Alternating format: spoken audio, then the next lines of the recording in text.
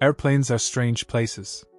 Hundreds of strangers, sealed in a tube 30,000 feet above the ground, each with their own story, their own struggles, their own secrets. Most flights are uneventful. But sometimes, one moment can change everything, and leave everyone on board forever remembering what they witnessed. On this flight, it began with a scream. A young boy, no older than 8, began shouting uncontrollably. His arms flailed, his cries pierced through the cabin, and his father, an impeccably dressed millionaire, tried in vain to calm him down. But the truth was clear: the boy was autistic, overwhelmed by the noise, the pressure, the unfamiliar faces. And his screams weren't just sounds, they were cries of distress that no parent could silence easily. Passengers shifted uncomfortably in their seats. Some covered their ears. A few muttered complaints under their breath. The flight attendants exchanged nervous glances, unsure of how to handle the situation. And then came the worst of it. One passenger sneered loudly enough for others to hear. "Can't he keep his kid under control? Some of us paid good money for this flight." The father's face burned with shame. He wanted to explain, to defend his son, but the words wouldn't come. He was drowning in judgment, trapped between his love for his child and the cruelty of strangers. That's when it happened. From the back of the plane, a boy stood up. He was black, no older than 10, wearing clothes that were clearly hand-me-downs. His mother sat beside him, trying to pull him back down, whispering, "Don't get involved." But the boy shook his head. He walked down the aisle, past rows of staring eyes, and stopped right in front of the screaming child. What he did next shocked everyone. And by the time the plane landed, not only would the passengers be in tears, but the millionaire father would owe more than just gratitude to a boy society had overlooked. This is that story. The flight had started like any other. It was a direct route from Chicago to New York, a short 2-hour journey. Among the first-class passengers sat Richard Hale, a well-known millionaire investor, dressed in a tailored suit and scrolling through emails on his tablet. Beside him was his son, Ethan. Ethan wasn't like most children his age. Diagnosed with autism, he often found it difficult to cope with loud sounds, crowded spaces, or sudden changes. Richard knew this and usually avoided unnecessary travel. But this trip was different. He had to attend a high-stakes meeting in New York, and bringing Ethan was unavoidable. At first, everything seemed fine. Ethan clutched his noise-canceling headphones, tapping his fingers on the armrest in a rhythm that soothed him. But as the plane taxied and the engines roared, his breathing grew shallow. When the wheels left the ground, he ripped off his headphones, covered his ears, and screamed. The sound tore through the cabin. Passengers jumped, startled. Some chuckled nervously, thinking it would pass. But it didn't. Ethan screamed louder, rocking in his seat, tears streaming down his face.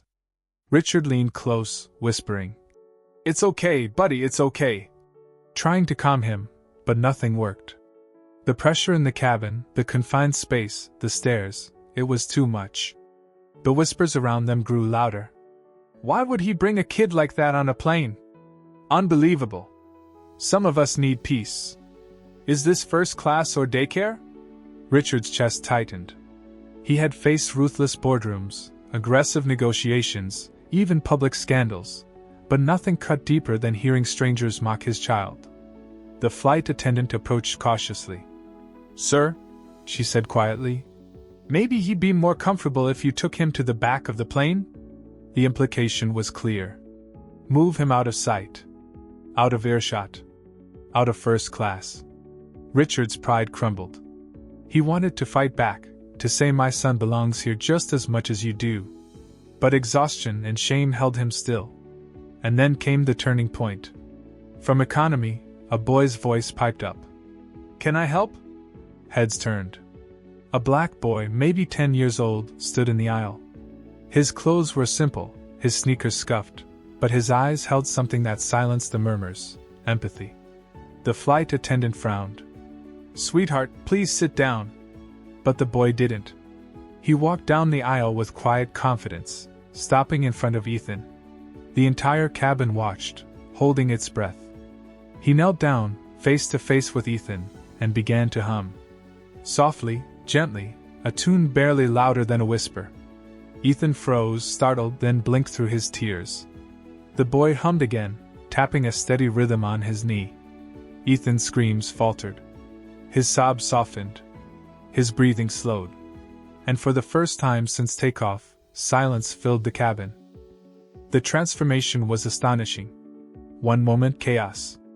The next calm. Ethan stared at the boy, captivated by the melody and rhythm. Slowly, he reached out and tapped along with him. The millionaire father, Richard, watched in disbelief. How did you do that?" he whispered. The boy shrugged. "My little brother's the same. When he gets scared, I hum this song. It helps." Richard's throat tightened. Strangers had mocked his son. A flight attendant had tried to push them aside. And yet, it was a boy with nothing, no wealth, no status, who had given his child the dignity and comfort he desperately needed. The rest of the cabin was stunned. A woman dabbed at her eyes with a tissue. A businessman muttered, "I've never seen anything like that." Even the flight attendants, embarrassed, stepped back quietly, realizing they had underestimated both the child and his compassion. Ethan leaned against the boy, calmer than he had been all day. The boy continued humming, never once looking for praise, as if it was the most natural thing in the world.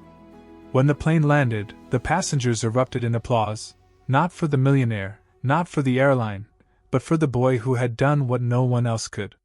Richard turned to the boy's mother, who sat nervously in the back, worried her son might get in trouble for leaving his seat. He walked back to her, his voice trembling. "Ma'am," he said, "your son just gave my child peace no one else could. I owe him everything." She smiled faintly. "He just wanted to help." Richard knelt down in front of the boy. "What's your name?" "Jaden," the boy said quietly. "Well, Jaden," Richard replied, "you're braver and kinder than most adults I know." The next morning, when Richard walked into his billion-dollar meeting in New York, something had changed in him. He was no longer just a businessman chasing numbers. He was a father humbled by the kindness of a child society often ignored. And when he signed the deal, securing the future of his company, he didn't keep all the glory for himself. He announced a new foundation in his son's honor, one that would support underprivileged children with autism and fund programs for families who couldn't afford therapy. At the heart of that decision was Jaden, the poor black boy whose simple act of compassion had reminded a millionaire of what truly mattered. So what do we learn from this? It wasn't money, power, or privilege that calmed Ethan. It wasn't the flight attendants, or the expensive first-class seat. It was the heart of a child, someone overlooked, underestimated, dismissed by society, who showed the greatest wisdom of all. Jaden's act reminds us that kindness knows no class, no race, no status. Sometimes, the people with the least give the most. Sometimes, the ones ignored by the world carry the greatest gifts. And for Richard, the millionaire, the lesson was clear: compassion is more valuable than any deal, any dollar, any luxury seat. His son didn't need a billion-dollar empire in that moment. He needed love, patience, and understanding. And it came from the most unexpected place. So here's the question for you. If you had been on that flight, would you have joined the whispers and complaints? Or would you have stood up like Jaden, brave enough to show kindness when it was needed most? If this story moved you, don't let it end here. Share it. Talk about it. And make sure you subscribe for more stories of resilience, justice, and humanity that remind us of what truly matters. Because at the end of the day, flights end. Deals close. Money comes and goes. But moments like this, the compassion of a poor black boy who brought peace to a millionaire's autistic son, those last forever.